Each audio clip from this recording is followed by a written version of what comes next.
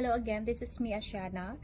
We have a office work CAD or AutoCAD position which is scheduled for interview tomorrow, March 21, Thursday at our office in Tokyo at Kanda Station. So the job description for this is office work CAD or AutoCAD.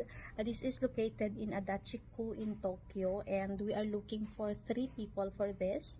The salary for this will start from 200,600 yen to 250,000 yen, and there will be bonus also. So the level of Japanese for this will be at least conversational Japanese.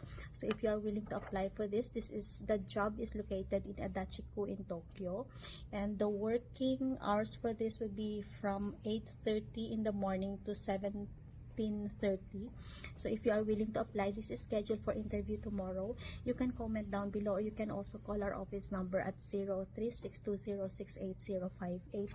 For other jobs, we do have other jobs scheduled for interview from Monday to Sunday. So we have a schedule from Monday to Sunday.